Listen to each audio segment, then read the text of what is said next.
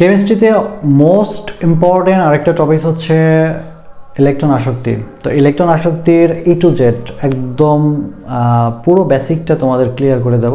ভিডিওটা একটু বড় হতে পারে, তবে ধৈর্য সহকারে দেখো। আমার মনে হয় যে এরপরে ইলেকট্রন আসক্তি নিয়ে যে প্রশ্নই হোক না কেন তুমি পারবে, সেটা এসএসসি, ইন্টারমিডিয়েট বা অ্যাডমিশন টেস্ট যেটাখানেই হোক না কেন।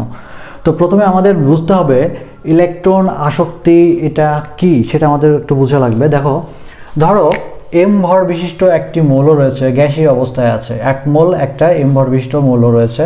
তো এখান থেকে যদি এক মোল ইলেকট্রন এখানে যোগ করা যায়, অর্থাৎ এই গ্যাসীয় পরমাণুর শেষ কক্ষপথে সবচেয়ে শিথিলভাবে আছে যে কক্ষপথটা আছে, সেখানে একটা মোল ইলেকট্রন আমি নিব। এক মোল নিলে পরে এখানে কি হবে, এক মোল গ্যাসীয় ঋণাত্মক আয়ন হবে না, ঋণাত্মক আয়ন হবে, তাই না? কারণ আমরা জানি যে ইলেকট্রন যোগ হলে সবসময় কি হয়, ঋণাত্মক আয়ন হয়। তো এইটা যখন আমি করব তখন কিন্তু আমার শক্তি উৎপন্ন হবে, শক্তি উৎপন্ন হবে। এই যে কি পরিমাণ শক্তি উৎপন্ন হলো, এইটাই হচ্ছে আমার ইলেকট্রন আসক্তি বা ইলেকট্রন অ্যাফিনিটি বলা হয়। অর্থাৎ আমি একটা মৌলের গ্যাসীয় অবস্থায় আছে, ওখানে শেষ কক্ষপথে একটা ইলেকট্রন আমি যখন নিব, একটা ইলেকট্রন আমি যখন ওখানে দিব, তখন কিন্তু সেখানে শক্তি উৎপন্ন হবে।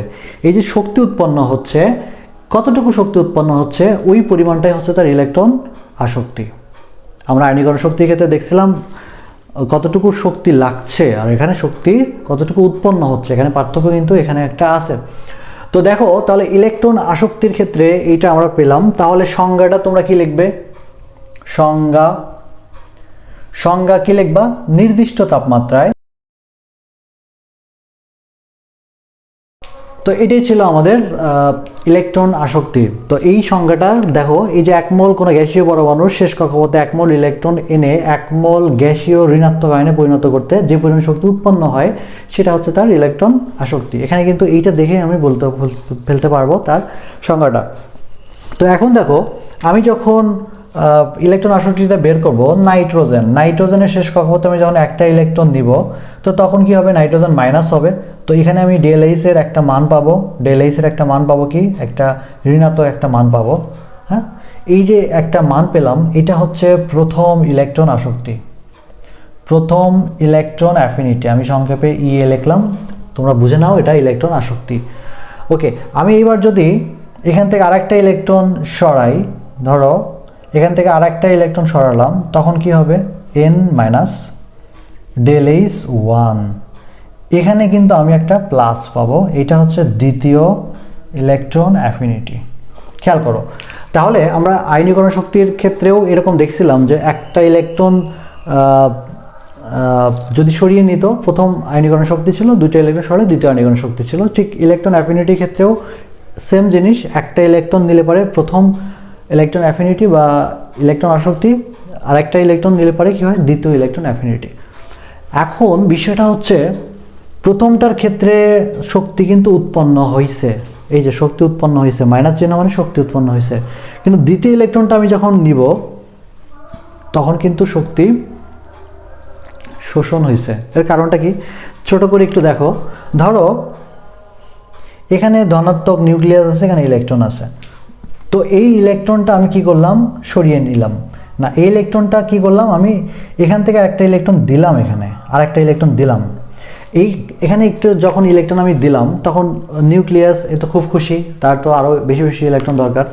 তো তখন আমি যখন এখানে দিলাম, সে খুব খুশি, তখন কি হলো, আর তাপ উৎপন্ন হলো, আরও প্রচুর পরিমাণে কাজ করলো। কোনো একটা কোম্পানিতে যখন কর্মী বেশি হয়, তখন কোম্পানির কাজ কি বেশি হয় না? ঠিক ওই রকমই একটা কিছু হলো, যে যখন ইলেকট্রনটা এখানে আসে, তখন কি হবে, তাপ বেশি বেশি উৎপন্ন হবে। তো তাপ উৎপন্ন হলো, কিন্তু এরপর দেখা গেল আর একটা ইলেকট্রন তুমি এখানে দিচ্ছ। তো যখন তুমি একটা অলরেডি ইলেকট্রন বেশি আছে প্রোটনের তুলনায়, তুমি আরেকটা ইলেকট্রন যখন এখানে দাও, তখন যেটা হয়, এদের মধ্যে বিকর্ষণ তৈরি হয়। এরা তখন মারামারি শুরু করে, কাজ করা বাদ দিয়ে। কর্মীরা বেশি যখন হয়ে গেছে, তখন এরা কাজ না করে মারামারিতে সময় ব্যয় করতেছে। সেক্ষেত্রে কি হচ্ছে, এরকে আবার এটা ঠিক করার জন্য শক্তি ব্যয় করা লাগতেছে, যে কারণে সেক্ষেত্রে কি হবে, শক্তি আরও শোষণ হবে। এটা জিনিস মাথায় রাখবা যে যে কোনো মৌলের প্রথম ইলেকট্রন আসক্তি নেগেটিভ হলেও দ্বিতীয় ইলেকট্রন আসক্তি কিন্তু পজিটিভ হয়। অর্থাৎ প্রথমটার ক্ষেত্রে তাপ উৎপন্ন হলেও দ্বিতীয় থেকে যতগুলাই যাও, দ্বিতীয়, তৃতীয়, চতুর্থ, এগুলো কিন্তু তাপ আরও শোষণ হয়, অর্থাৎ সেক্ষেত্রে কী হবে, এরকম ধনাত্মক হবে। ঠিক আছে, আমার মনে হয় তোমরা বুঝতে পেরেছো। এবার আমরা চলে যাব দেখো পর্যায় সারণীতে ইলেকট্রন আসক্তি কিভাবে কম বেশি হয় সেটার দিকে।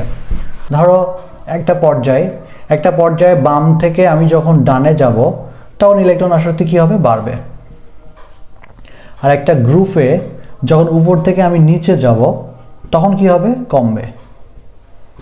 ঠিক আছে, এটা সিম্পল। এটা আমরা আয়নীকরণ শক্তির ক্ষেত্রেও এরকমই ঠিক দেখেছিলাম। তো এটা হচ্ছে বাম থেকে ডান দিকে গেলে বাড়ে, উপর থেকে নিচের দিকে গেলে কমে। তো এখন বিষয়টা হচ্ছে যে আমি যখন গ্রুপ ভিত্তিক চেঞ্জগুলো দেখব, ধরো একই পর্যায়ে ইলেকট্রন আসক্তির মান কীভাবে বাড়ে, ধরো আমি চলে যাব হচ্ছে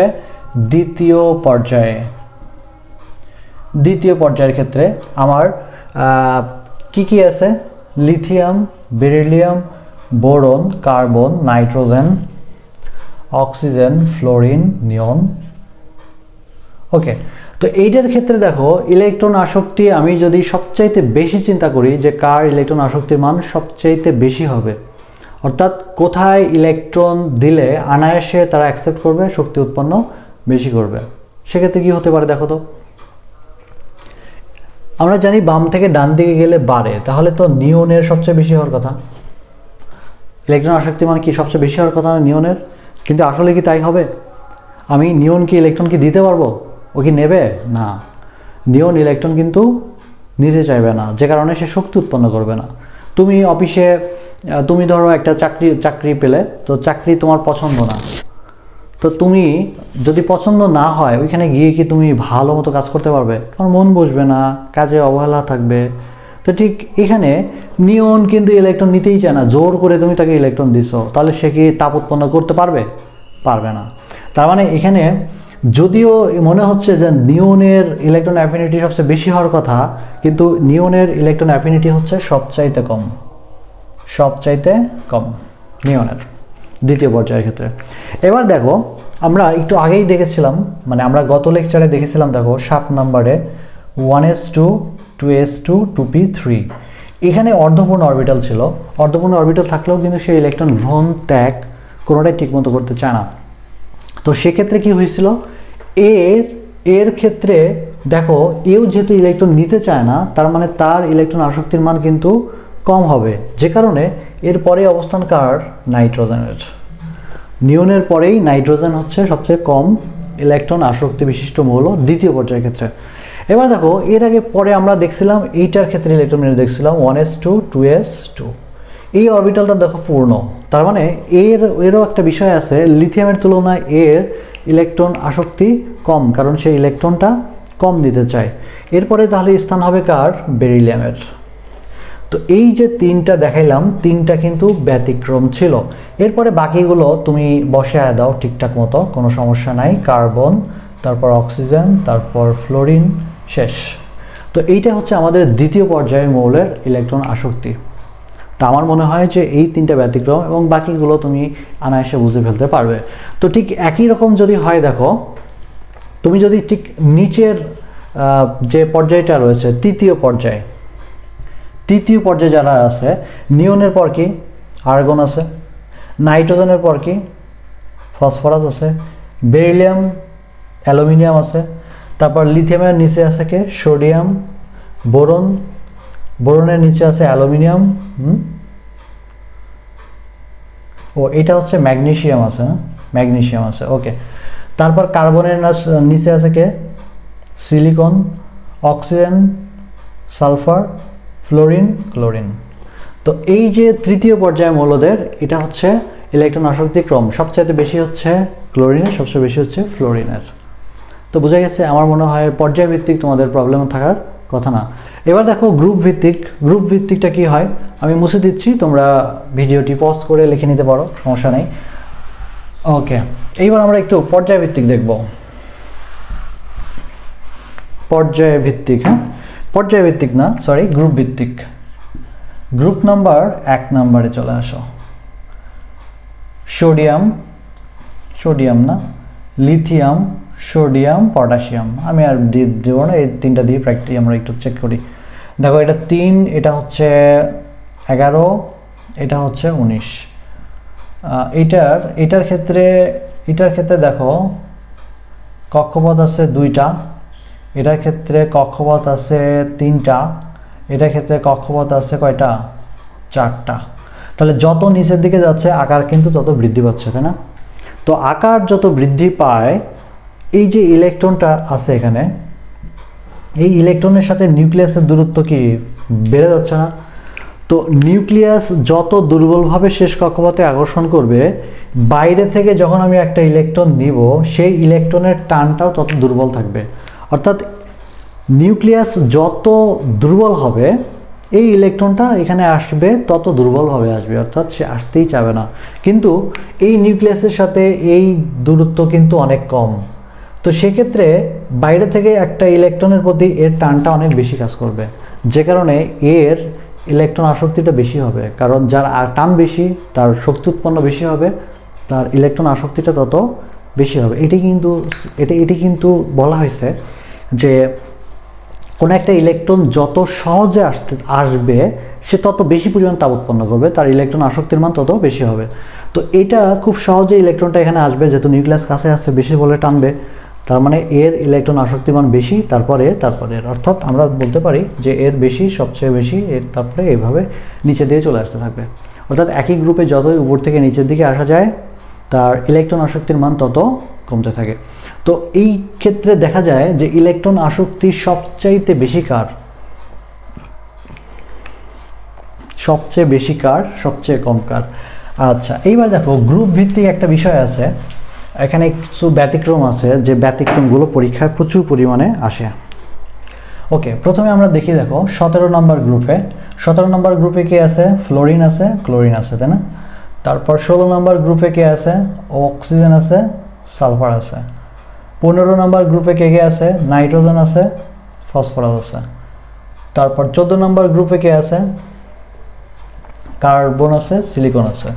13 নম্বর গ্রুপে কে আছে? বোরন আছে, না? বোরন আছে, অ্যালুমিনিয়াম আছে। আচ্ছা, তো এদের ক্ষেত্রে ইলেকট্রন আসক্তি যদি বের করতে বলা হয়, তো ফ্লোরিন, ক্লোরিন, ব্রোমিন এখানে মনে করো আছে। তো এখন যদি বলা হয় যে 17 নম্বর গ্রুপের ক্ষেত্রে তড়িৎ ইলেকট্রন আসক্তি মান কার সবচেয়ে বেশি? Fluorine, chlorine, bromine. তো আমরা তো জানি যে উপর থেকে নিচে দিকে কমে যায়, তার মানে এর সবচেয়ে কম, তারপর এর, তার মানে এর সবচেয়ে বেশি আছে, ফ্লোরিনের সবচেয়ে বেশি আছে। কিন্তু বাস্তবে না, ইলেকট্রন আসক্তির মান সবচেয়ে বেশি কার? এখানে ক্লোরিনের। তো এইটার ক্ষেত্রে ইলেকট্রন আসক্তি ক্রম হচ্ছে ক্লোরিনের সবচেয়ে বেশি, তারপর ফ্লোরিনের, তারপর এদিকে ব্রোমিন, নিচের কিছু থাকুক। তো এইখানে যে বিষয়টা, এই বিষয়গুলো কিন্তু এদের ক্ষেত্রেও প্রযোজ্য। 13 থেকে 17 পর্যন্ত প্রথম যে দুইটি মৌল রয়েছে, সবার ক্ষেত্রে এটা প্রযোজ্য। তো প্রথমে আমরা একটু দেখি যে কেন ইলেকট্রন আসক্তি এখানে ব্যতিক্রম হলো। এটা কিন্তু ব্যতিক্রম ইলেকট্রন বিন্যাস, ব্যতিক্রম ইলেকট্রন আসক্তি, না ইলেকট্রন অ্যাফিনিটি। ব্যতিক্রমগুলো কিন্তু তোমার পরীক্ষা বেশি আসে, যে কারণে এটা খুব ভালো করে জানা লাগবে। এবার খেয়াল করো, ফ্লোরিন, ক্লোরিনের মধ্যে কেন ক্লোরিনের ইলেকট্রন আসক্তির মান বেশি, সেটা আমরা একটু বোঝার চেষ্টা করি। তো ধরো ফ্লোরিনের ক্ষেত্রে এর কক্ষপথ কয়টা থাকে? Fluorine 9, 1s2, 2s2, 2p5। তাহলে দুইটা কক্ষপথ আছে, এ একটা কক্ষপথ, এ একটা কক্ষপথ। এরপর ক্লোরিন হচ্ছে 17, 1s2, 2s2, 2p6, 3s2, 3p5। ওকে, তাহলে একটা, দুইটা, তিনটা কক্ষপথ আছে। তো এখন ফ্লোরিনের এইখানে দেখো কয়টা ইলেকট্রন আছে? টোটাল 7টা ইলেকট্রন আছে, এখানেও কয়টা আছে? 7টা ইলেকট্রন আছে। তো এখন ফ্লোরিনের আকারটা কিন্তু অনেক ছোট, যে কারণে ধরো এই যে ইলেকট্রনটা খুব অনায়াসে এখানে আসবে, এখানে এসে সে শক্তি উৎপন্ন করবে, তাপ উৎপন্ন করবে, ঠিক আছে, কোনো সমস্যা নাই। তো ইলেকট্রনটা এখানে আসলো, সে তাপ উৎপন্ন করা শুরু করলো, কারণ এখানে এই আকর্ষণ যেহেতু দূরত্ব যেহেতু কম, সে স্ট্রংভাবে একে আকর্ষণ করতেছে। তো এখন এই ইলেকট্রনটা এখানে আসবে খুব সহজে, ঠিক আছে, কিন্তু এখানে বিষয়টা হচ্ছে যে এই যে আকারটা আছে, আকারটা কি, আকার ছোট, আকার ছোট। তো আকার ছোট থাকার কারণে কি হয়, এই ইলেকট্রনগুলো কিন্তু নিজেদেরকে পরস্পরকে কি করে, আকর্ষণ কখনোই করে না, এরা সবসময় বিকর্ষণ করে। তো যখন আকার ছোট তখন এই ইলেকট্রনগুলোর বিকর্ষণটা অনেক বৃদ্ধি পায়। তোমার বাসায় যদি ছোট একটা রুম থাকে, তোমার গেস্ট যদি একদিন হুট করে এসে যায় এবং তোমার মা যদি বলে যে তোর সাথে 4-5টা গেস্ট রাখ, তোমার বিছানায় মনে করো যে তুমি একা থাকো আর কোলবালিশ থাকে, হ্যাঁ, এখন তুমি যদি শেয়ার করতে চাও আরও 3-4 জনের সাথে, তোমার রাতে ভালো ঘুম হবে কি, হবে না। তো এদের জায়গা ছোট, আরেকটা ইলেকট্রন এখানে বসাতে চাচ্ছে, তো সেক্ষেত্রে কী হয়, এই ইলেকট্রনগুলো মারামারি শুরু করে দেয়, এরা গন্ডগোল শুরু করে দেয়। এই গন্ডগোল থামানোর জন্য নিউক্লিয়াস কিছু শক্তি ব্যয় করে ফেলে, যে কারণে ফ্লোরিনের ইলেকট্রন আসক্তি কিছুটা কমে যায়। অর্থাৎ এখানে কি হয়, এখানে মূল যে জিনিসটা হয়, প্রথমটা হচ্ছে আকার ছোট। তো এই ইলেকট্রন এর মধ্যে বিকর্ষণ বৃদ্ধি পায়, বিকর্ষণ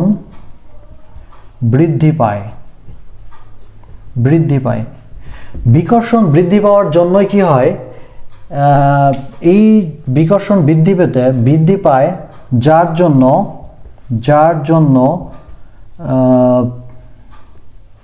নিউক্লিয়াসের কিছু শক্তি ব্যয় হয়ে যায়। অর্থাৎ এই যে বিকর্ষণ হচ্ছে, এই বিকর্ষণটা ঠিক করার জন্য নিউক্লিয়াসের কিছু শক্তি ব্যয় হয়ে যায়, যে কারণে এই ব্যয় হওয়ার জন্যই তার ইলেকট্রন আসক্তির মান কি হয়ে যায়, কমে যায়। অপরদিকে ক্লোরিনে দেখো আকার বড়, এই ক্ষেত্রে যখন এই ইলেকট্রনটা বাইরে থেকে আরেকটা ইলেকট্রন এখানে আসে, তখন বিকর্ষণটা ফ্লোরিনের মতো এতটা হয় না, যে কারণে ইলেকট্রনটা এখানে অনায়াসে আসে, তার ইলেকট্রন আসক্তির মান কিন্তু বৃদ্ধিই থাকে। তো এইটাই ছিল বিষয় যে কেন ক্লোরিনের মধ্যে ক্লোরিনের ইলেকট্রন আসক্তির মান ফ্লোরিনের তুলনায় বেশি। তাহলে আমরা কি লিখতে পারি, যে ফ্লোরিনের আকার ছোট এবং ইলেকট্রনের মধ্যে যে বিকর্ষণটা হয়, অর্থাৎ বাইরে থেকে একটা ইলেকট্রন যখন ফ্লোরিনের শেষ কক্ষপথে আসে, তখন তাদের মধ্যে বিকর্ষণটা বৃদ্ধি পায়। এই বিকর্ষণটা রোধ করার জন্য নিউক্লিয়াস কিছু শক্তি ব্যয় করে বা কিছু শক্তি ব্যয় হয়ে যায়। এই ব্যয় হওয়ার জন্যই ইলেকট্রন আসক্তির মান ফ্লোরিনের কমে যায়। যে অপরদিকে ক্লোরিনের যেহেতু আকার বড়, সেক্ষেত্রে এই বিকর্ষণটা হয় না। ঠিক একইভাবে দেখো এই অক্সিজেন এবং সালফারের মধ্যে সালফারের ইলেকট্রন আসক্তি মান বেশি, ফসফরাসের বেশি, সিলিকনের বেশি, অ্যালুমিনিয়ামের বেশি। ঠিক সবগুলোর ক্ষেত্রে কিন্তু ব্যাখ্যা সেম, তবে তোমাদের পরীক্ষায় শুধু ফ্লোরিন ক্লোরিন এইটাই আসে ঘুরে ফিরে, এগুলো কিন্তু আসে না। তবে যদি প্রশ্নকর্তা কঠিন করতে চায়, তাহলে এগুলোর মধ্যে কিন্তু একটা দিয়ে দিতে পারে। তো আমার মনে হয় যে ইলেকট্রন আসক্তি নিয়ে তোমাদের যদি কোনো ধরনের প্রশ্ন হয়, এখন তোমরা পারবে। তোমরা যদি পারো, উপকৃত হও, তাহলেই আমার মনে হবে যে এই লেকচারটা সার্থক। তোমরা কমেন্ট বক্সে অবশ্যই লিখো তোমরা কতটুকু বুঝলে, আর যদি কোনো বিষয় না বোঝো অবশ্যই আমি জানানোর চেষ্টা করব, তোমরা কমেন্ট করবে। তো সবাই ভালো থাকো, আল্লাহ হাফেজ।